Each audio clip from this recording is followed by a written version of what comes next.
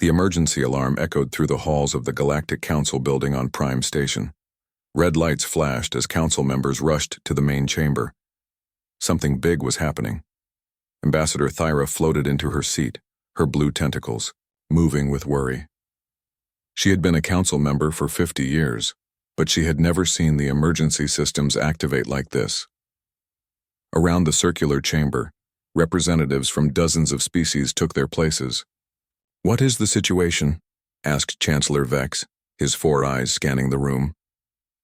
The old reptilian leader looked tired. Too many wars had crossed his desk lately. The communication officer, a small gray creature with large ears, stepped forward. His hands shook as he held the data pad. "We received a distress signal from Kepler 442b, the Villani colony world." The chamber fell silent. Everyone knew about the Villani. They were peaceful beings who spent their time creating art and studying the stars. They had no weapons, no military, no way to defend themselves. They were like living flowers in a galaxy, full of storms. "Show us the message," Chancellor Vex ordered. The main screen lit up. Static filled the air. Then a voice came through. It was weak and full of fear. "This is Elder Kira of the Villani High Council. Our world is under attack. The Kreg's Dominion has arrived with a massive fleet. They are bombing our cities. They have taken millions of our people as slaves. We have no defenses, we have no weapons. Please, anyone who can hear this, we need help. We have maybe 3 days before they destroy everything we have built. Please, help us." The message ended with the sound of explosions in the background. The chamber erupted in worried voices. Species representatives talked over each other, their different languages creating a wall of noise. Chancellor Vex slammed his staff on the floor 3 times. "Silence," he commanded. "We need to think clearly." Ambassador Thyra spoke first. "How many ships does the Krex fleet have?" The communication officer checked his notes. "Our scouts report 200 warships and transport vessels. Ground forces number around 50,000 soldiers." Several council members gasped. The Krex Dominion was known throughout the galaxy as a species of warriors. They lived for battle and conquest. They took worlds not just for resources, but for the joy of destroying peaceful civilizations. They were bullies on a galactic scale. "What military forces do we have available?" asked General Koroth, the Council's military advisor. His scarred face showed years of combat experience. "The Altarian fleet is fighting pirates in the Outer Rim. The Zentari Defense Force is protecting their home system from raiders. The Trakan military is involved in a border dispute with the hegemony," the communication officer replied. "Everyone else is either too far away or too small to make a difference." Chancellor Vex rubbed his temples. "So we have no one who can reach Kepler 442b in time. What about the humans?" Ambassador Thyra asked quietly. The chamber fell silent again, but this time the silence felt different. It felt heavy and uncomfortable. "The humans are not a major military power," General Koroth said slowly. "They only joined the Council 15 years ago.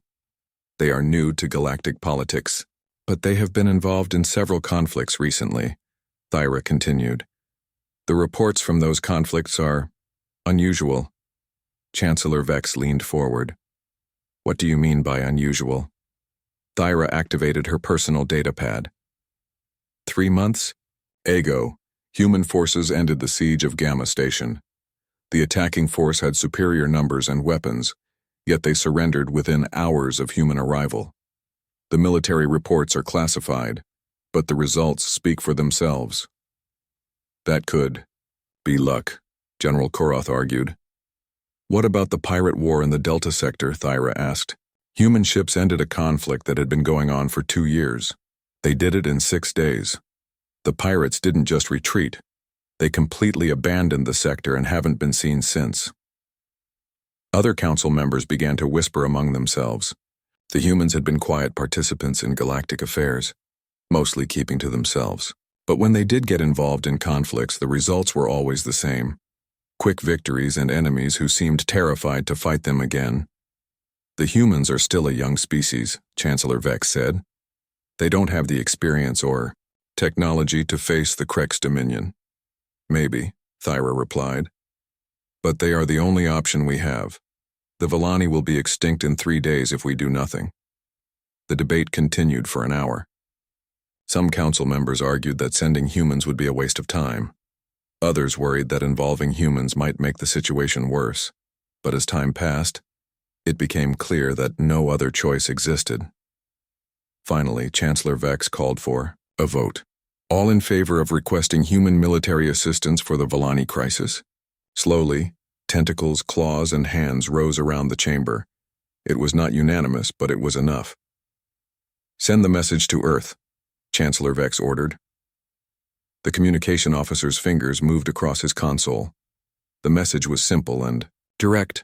Galactic Council requests immediate military assistance for Villani Colony World Kepler 442b. Krex Dominion invasion in progress. 50,000 enemy forces, 200 ships, civilian population in immediate danger. Time critical. They sent the message and waited. Earth was far from Prime Station, but communication traveled at light speed through the quantum network. The reply should come within minutes. The reply came in 30 seconds. Message received and understood. Deploying Omega Protocol assets. Expect arrival at target location in 68 hours. Terran Defense Command out. The communication officer stared at his screen. That's it. That's the whole message. Omega Protocol? General Koroth asked. What is that? No one in the chamber had an answer. The humans had given them a response, but it raised more questions than it answered. What was the Omega Protocol? Why had the humans responded so quickly? And why did their brief message sound so cold and final? Ambassador Thyra felt a chill run through her body. She had pushed for human involvement, but now she wondered if she had made a mistake. There was something about the human response that didn't feel right. It was too confident, too certain. As the council members filed out of the chamber, Thyra remained in her seat. She stared at the main screen, which still showed the location of Kepler 442b. In 68 hours, they would learn what the humans meant by Omega Protocol. She just hoped the Villani would survive long enough to see their rescuers arrive. Deep in her heart, she also hoped the galaxy was ready for whatever the humans were about to unleash. Deep beneath the mountains of Earth, in a facility that did not exist on any official map, Commander Lee Dae-ho stood before a massive steel door. The door had no handle, no keypad, and no visible way to open it. Above the door, red letters spelled out a single word, Omega. Lee Dae-ho placed his hand on a scanner. A blue light swept across his palm, then his eye. The heavy door began to move with a deep grinding sound that echoed through the underground corridors. Commander, a voice called from behind him. Dr. Park So-min approached, carrying a medical bag and wearing a serious expression. She was small and looked harmless, but Lee knew better. Dr. Park had been banned from 3 different military medical units for her experimental methods. Doctor, Lee nodded. Are you ready for this? I have been ready for 2 years, she replied, ever since they put me in this program. They walked through the door together. The room beyond was unlike anything most humans had ever seen. It looked more like a prison than a military base. Steel cells lined the walls, each one containing a single person. These were not normal soldiers. These were the people that even the human military considered too dangerous for regular service. Attention, Lee Dae-ho called out. His voice carried authority that made everyone stop what they were doing. We have a mission. The first cell door opened with a hiss. Captain Kim Tae-won stepped out, stretching his arms. He was tall and thin, with scars on his hands and a smile that never reached his eyes. Kim had been the best pilot in the human fleet until he started using civilian ships as weapons during the colonial wars. Finally, Kim said, I was getting bored. The second cell released Sergeant Choi Min-ho. He was built like a wall, with thick arms and a bald head covered in old burn marks. Choi had been kicked out of the Demolitions Corps after he turned an enemy city into a crater, instead of just destroying the military base. What kind of mission? Choi asked, cracking his knuckles. From the third cell came Lieutenant Yoon G.A. She moved without making any sound, like a ghost walking across the floor. Her eyes were cold and calculating, Yoon had been removed from active duty after her kill count reached numbers that made other soldiers uncomfortable. "The kind where people need to die," she said quietly. The last cell opened to reveal Corporal Jang Woo-jin. He was average height and looked normal except for his hands. They moved constantly as if he was always ready to grab a weapon. Yang was the only survivor of something called the Mars Underground Incident. The official report was classified, but rumors said he had killed 30 enemy soldiers with nothing but a knife. Lee Dae-ho looked at his team.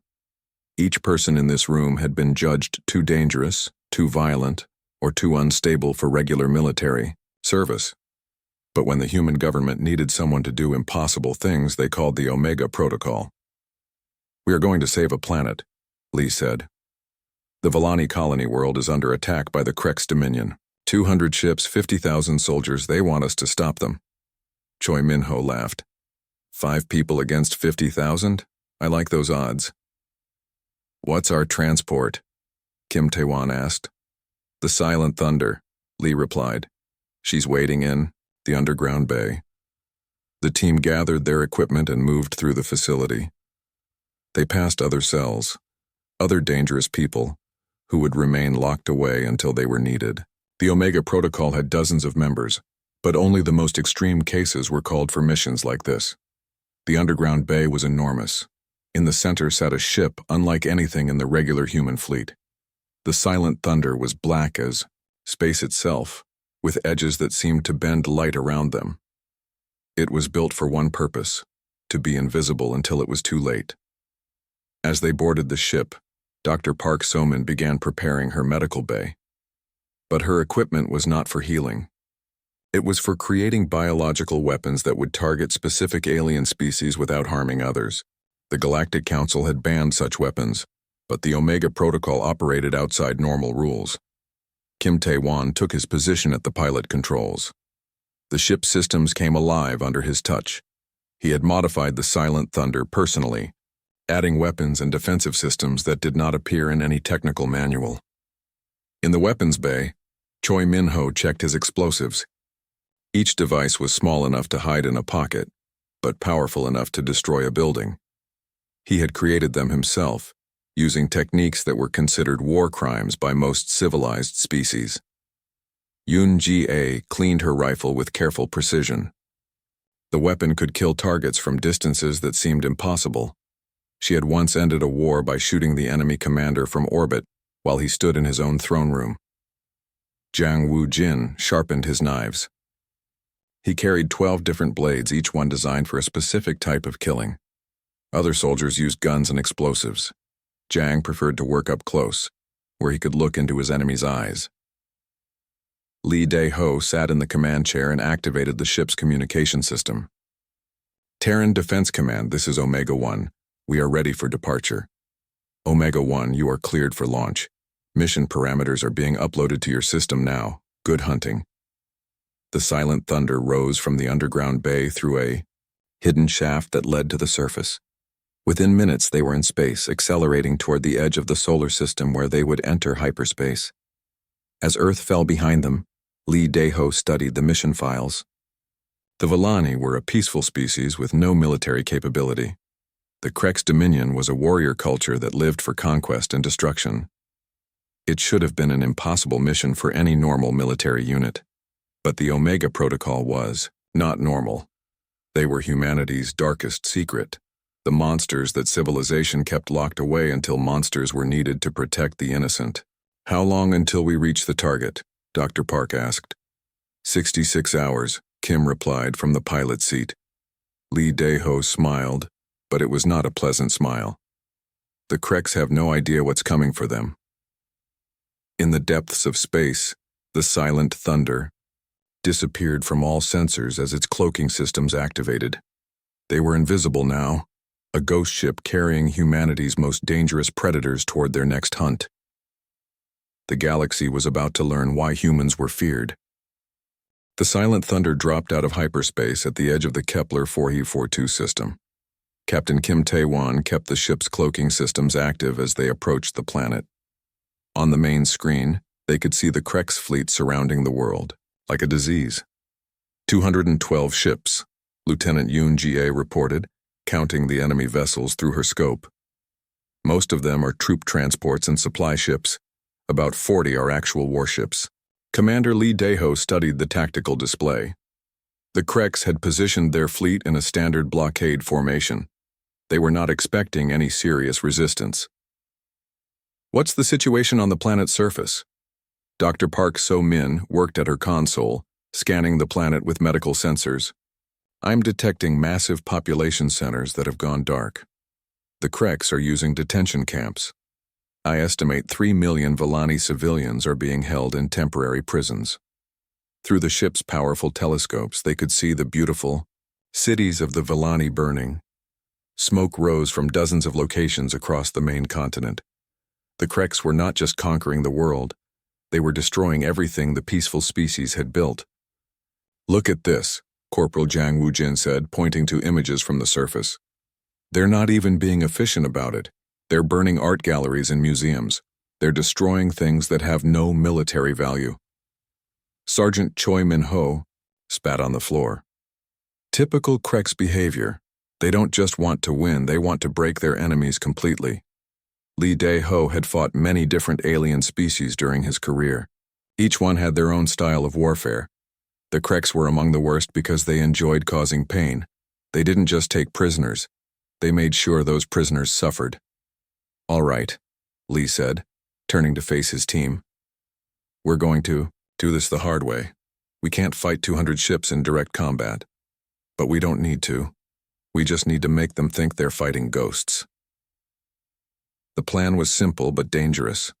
The silent thunder would stay cloaked and strike without warning.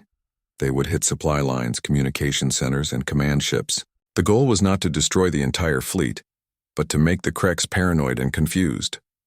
Kim Tae-won piloted the ship toward the largest Kreks vessel, a massive command ship that floated in the center of the fleet.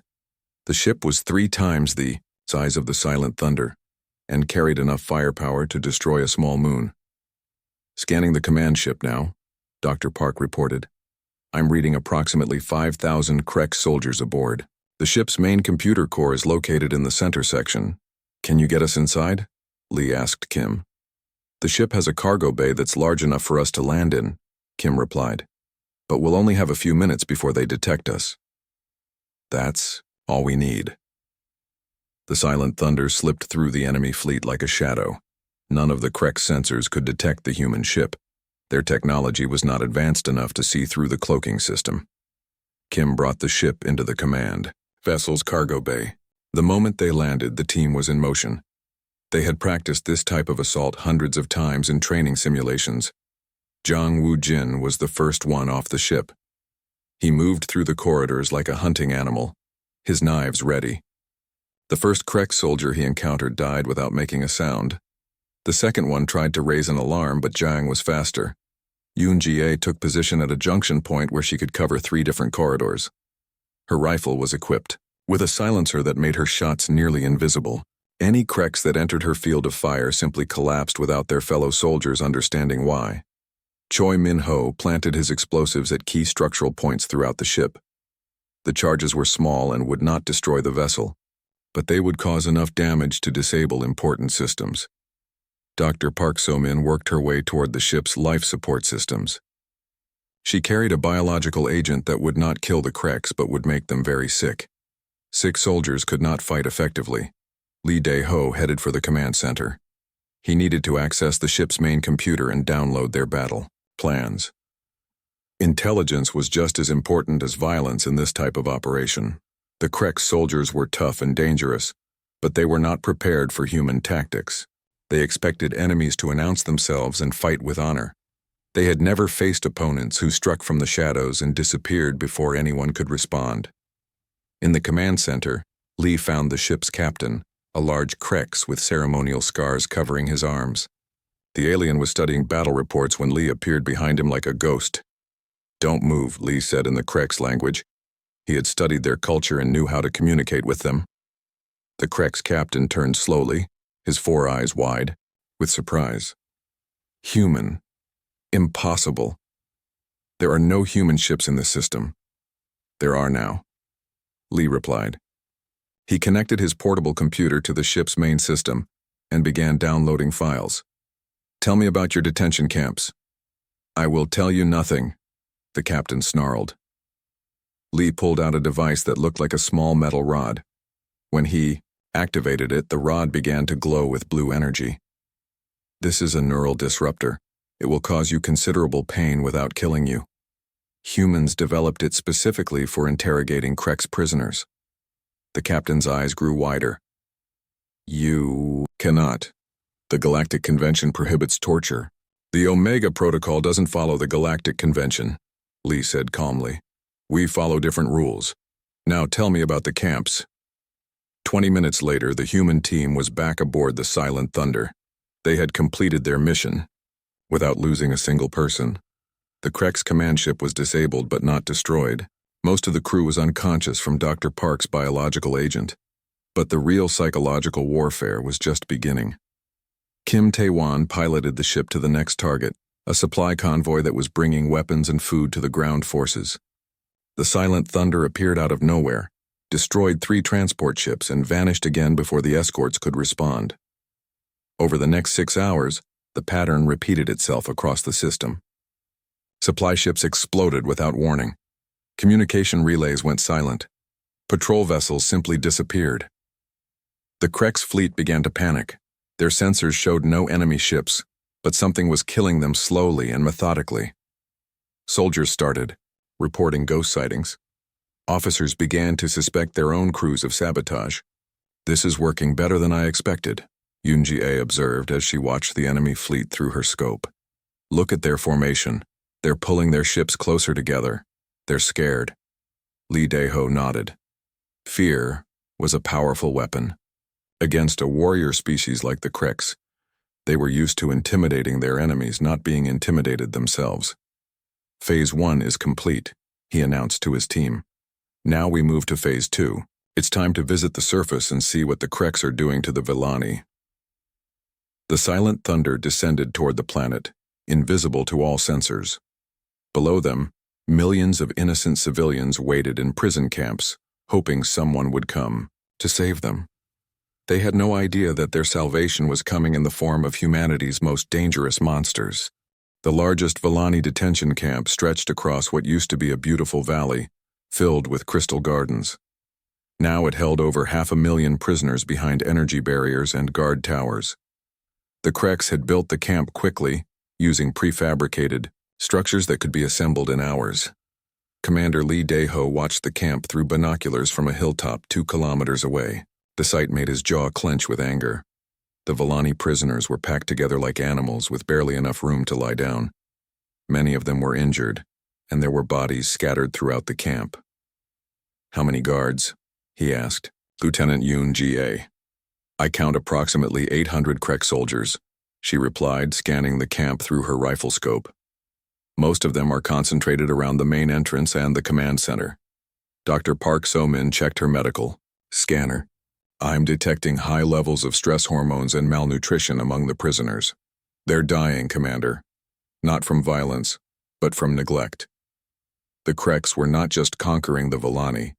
They were slowly killing them through starvation and disease. It was a form of genocide that happened over weeks instead of hours.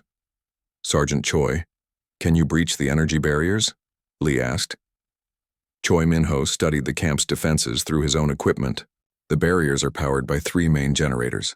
If I can get close enough, I can overload them, but we'll need a distraction." "I'll provide the distraction," Captain Kim Tae-wan said. The pilot had been unusually quiet during the mission, but now his eyes burned with cold fury. "Give me 30 minutes to position the Silent Thunder." Lee nodded. The plan was forming in his mind. It was dangerous and would require perfect timing, but it was their only chance to save the prisoners before the Kreks decided to execute them. What happened next became known throughout the galaxy as the Kepler Massacre, though historians would argue for decades about who the real victims were. Kim Tae-wan brought the Silent Thunder directly over the detention camp, still cloaked and invisible. At exactly midnight local time, he dropped the cloaking system and activated every weapon the ship possessed. The effect was terrifying. To the Krex guards, it appeared that death itself had materialized in the sky above them. The Silent Thunder's weapons were not designed for mass destruction. They were designed for precision terror. Each shot targeted a specific guard tower or weapon emplacement. Within seconds, the camp's defenses were destroyed, but not a single prisoner was harmed. The Krex soldiers ran in panic, trying to understand how an enemy ship had appeared from nothing. While the guards were distracted, Choi Min-ho struck the power generators. His explosives were perfectly placed to overload the systems without causing secondary explosions that might harm the prisoners. The energy barriers flickered and died. But instead of trying to escape, the Villani prisoners huddled together in fear. They had been broken by weeks of captivity and did not understand that rescue had arrived. That was when the human team showed why they were considered too dangerous for normal military service. Jang Woo-jin moved through the camp like a force of nature. He did not use his guns or explosives. Instead, he used his knives, moving from guard to guard with deadly precision. Each Krex soldier he encountered died quickly and silently. But what made the other Krex soldiers scream in terror was not the killing itself. It was the way Jang moved. He did not fight like a soldier following orders. He fought like a predator, hunting prey, and every movement showed that he was enjoying it. Yoon Ji-ae took position on the hilltop and began picking off enemy soldiers with her rifle. But she did not aim to kill quickly. Instead, she wounded them in ways that would cause maximum pain and fear. Krex soldiers began to hide behind cover, too terrified to show themselves. Dr. Park So-min entered the camp with her medical equipment, but she was not there to heal. She carried aerosol dispensers filled with biological agents designed specifically for Krex physiology. Any enemy soldier who breathed the agent would become violently ill within minutes. The combination of precise violence and biological warfare created a nightmare scenario for the Krex. They were facing enemies who seemed to know exactly how to hurt them, while remaining untouchable themselves. Lee Dae-ho walked through the camp calmly, his sidearm drawn, but not firing. He did not need to kill any more enemies. His team was handling that. Instead, he focused on the prisoners. "You are safe now," he told the Villani in their own language. "We are here to help you." But the Villani prisoners looked at him with fear, not gratitude. They had watched the humans work, and what they saw terrified them almost as much as their Krex captors had. An elderly Villani female approached Lee cautiously. Are you really here to save us?" "Yes," Lee replied. "But you need to trust us. We're going to get you off this planet." "What are you?" she asked, watching as Jang Woo-jin eliminated another group of guards with movements that seemed too fast and too precise to be human. Lee considered the question. What were they? They were the monsters that humanity kept locked away, only to be released when civilization itself was threatened. They were the apex predators that other species feared would one day turn on their own creators. "We're what humans become when someone threatens innocent people," he said finally. The rescue operation continued through the night. The Silent Thunder landed in the center of the camp, and the freed prisoners were loaded aboard in groups. Dr. Park worked to treat their injuries and malnutrition, while the rest of the team secured the perimeter. But the real message was being sent to the Krex command structure. General Vorthak, the overall commander of the invasion force, received reports from the detention camp that made no sense. An unknown enemy force had appeared from nowhere, disabled his best soldiers, and vanished, with 500,000 prisoners. "How many enemy soldiers were involved in this attack?" he demanded. "Our survivors report seeing no more than 5 individuals, General," his aide replied nervously. "5? 5 soldiers defeated 800 of our warriors? The survivors say they were not normal soldiers, General. They moved like hunting animals, and they seemed to enjoy the killing." General Vorthak felt something he had never experienced before in his long military career. He felt afraid. The Krex were a warrior species who lived for battle. But what they had encountered was not battle. It was predation. "Send a message to all ground commanders," he ordered. "Execute all remaining prisoners immediately. We cannot allow this enemy to rescue them." It was a decision that would haunt him for the rest of his very short life. When the execution order was intercepted by the Silent Thunder's communication systems, something changed in the human team. Up until that moment, they had been conducting a military operation with professional precision. Now it became personal. Lee Daeho's voice was calm when he spoke to his team, but his eyes burned with a cold fire that would have terrified most humans. New mission parameters. We're no longer here to rescue prisoners. We're here to ensure the Kreks never threaten innocent people again. The apex predators had been unleashed, and the galaxy was about to learn why humans were the most dangerous species in known space.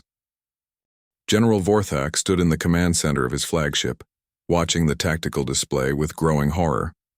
In the past 6 hours, his invasion force had been systematically destroyed. Not defeated, destroyed. There was a difference. The humans had stopped playing games. "Report," he demanded from his communications officer. 17 detention camps have gone silent, General. We've lost contact with 43 ground installations. The 3rd Assault Division has completely disappeared. All 5,000 soldiers. Disappeared? What do you mean, disappeared? The communications officer's hands shook as he read the reports. The few survivors we've found report that the humans are not taking prisoners anymore, General. They are hunting us. On the planet's surface, the human team had divided into 2 groups. Captain Kim Tae-wan flew the Silent Thunder in a pattern that defied all military logic, appearing and vanishing like a nightmare that could strike anywhere at any time. Each appearance lasted only seconds, but in those seconds, entire Kreks formations were wiped out. Meanwhile, the ground team had become something that would haunt Kreks' nightmares for generations.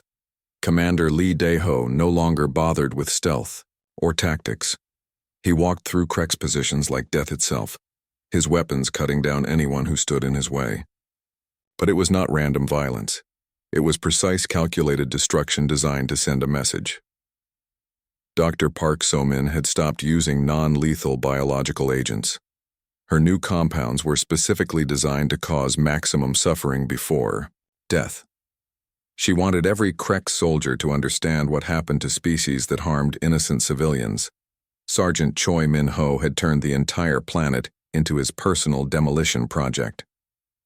Every Kreks installation, every supply depot, every communication relay, all of it was being systematically destroyed with explosives that left no survivors. Lieutenant Yoon Ji-ae had found the perfect sniper position on a mountain overlooking the main Kreks base. From there, she could see for hundreds of kilometers in all directions. No Krek soldier was safe anywhere on the planet's surface. But it was Corporal Jang Woo-jin who became the stuff of legend. He had stopped using weapons entirely. Instead, he moved through enemy positions using only his hands and his knives, killing with a precision and artistry that turned each engagement into a masterpiece of violence. The psychological effect on the Kreks was devastating. They were a warrior species, but they had never faced enemies who seemed to enjoy killing as much as they did. Worse, the humans were better at it.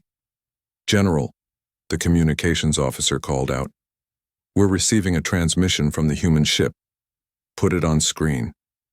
The main display flickered, then showed Commander Lee Dae-ho standing in what appeared to be the ruins of a Kreks command post. Behind him, smoke rose from dozens of destroyed positions. "General Vorthak," Lee said calmly, "I believe you wanted to speak with us." "What do you want, human?" Vorthak snarled, trying to hide his fear. "We want you to understand something," Lee replied. "You made a mistake when you decided to execute prisoners. You see, humans have a particular hatred for bullies, and you, General, are the worst kind of bully. You cannot defeat us. We have superior numbers, superior technology, superior warriors." Lee smiled, but it was not a pleasant expression. "General, in the past 6 hours, we have killed over 30,000 of your soldiers. We have destroyed your supply lines, your communication networks, and your ground installations. Your superior force is falling apart." "Impossible, you are only 5 individuals." "That's correct. 5 humans have destroyed an army of 50,000 Kreks. What does that tell you about the difference between our species?" Vorthak felt his confidence cracking. The human was right. His invasion force was being dismantled by a tiny enemy unit. It should have been impossible, but it was happening. "What do you want?" he asked. "We want you to send a message to every Krex in the galaxy," Lee said. "Tell them what happened here. Tell them that humans are not a species to be trifled with. Tell them that if they ever threaten innocent civilians again, we will send more teams like ours." "And if I refuse?" Lee's expression did not change. "Then you will join the 30,000 soldiers who have already died today. The choice is yours, General." The transmission ended, leaving Vorthak alone with his thoughts and his dying invasion force. 3 hours later, the Krex fleet began broadcasting. On all frequencies, General Vorthak himself delivered the message, his voice filled with fear and defeat. "This is General Vorthak of the Krex Dominion to all vessels and installations. We are withdrawing from the Kepler 442 system immediately. All ground forces are to evacuate the planet. Any Krex who encounters human military forces is ordered to surrender immediately." "General," his aide asked, "what should we tell the High Command about our defeat?" Vorthak looked at the tactical display, which showed his once mighty invasion, force in complete retreat. "Tell them the truth. Tell them that we encountered something worse than any enemy we have ever faced. Tell them that humans are not soldiers. They are apex predators wearing the mask of civilization." The aide looked confused. "I don't understand, General. When humans fight, they don't just try to win," Vorthak explained. "They try to ensure their enemies never threaten anyone again. They don't just defeat you. They break you so completely that you never want to fight again." As the Krex fleet fled the system, the Silent Thunder landed near the ruins of the largest Villani city. The surviving population, now freed from the detention camps, gathered to meet their rescuers. Elder Kira, who had sent the original distress signal, approached Commander Lee Dae-ho with a mixture of gratitude and fear in her eyes. "You saved us," she said softly. "But at what cost? We watched you fight, and we saw things that will haunt our dreams." Lee nodded. "I understand your fear. We are not normal humans. We are the ones our own species keeps locked away because we are too dangerous for civilized society. Then why did they send you to help us?" "Because sometimes the only way to stop monsters is to send bigger monsters," Lee replied. "We do the terrible things so that peaceful species like yours don't have to." Elder Kira looked around at her rescued people, then back at the human team. "Will you stay? Will you help us rebuild?" Lee shook his head. "No. We're not builders. We're destroyers. Our job is done here. But if anyone ever threatens your people again, they will have to deal with us." As the Silent Thunder prepared to leave Kepler 442b, Dr. Park Soman asked a question that had been bothering her. "Commander, what happens when the galaxy realizes what we're capable of? What happens when they become afraid of us instead of grateful?" Lee considered the question as he watched the Villani cities begin to rebuild. "Then we'll deal with that problem when it comes. Until then, we do what we've always done. We protect the innocent and punish those who would harm them." The Silent Thunder lifted off from the planet's surface and activated its cloaking system. Within hours, it had vanished into hyperspace, carrying humanity's most dangerous secrets back to their hidden prison. Throughout the galaxy, the story of the Kepler 442 rescue spread like wildfire. Some species viewed the humans as saviors. Others saw them as a new threat that needed to be contained. But every species agreed on one thing: humanity was not what they had pretended to be. They were not the peaceful newcomers who had joined the Galactic Council seeking friendship and trade. They were apex predators who had been hiding their true nature behind a mask of civilization. And when that mask came off, the results were terrifying. In the depths of space, the Silent Thunder continued its journey home. Inside the ship, 5 of humanity's most dangerous individuals sat quietly, waiting for the next time the galaxy would need monsters to fight monsters. They had done their job. The innocent were safe. The bullies had been punished, and the galaxy had learned why humans were feared.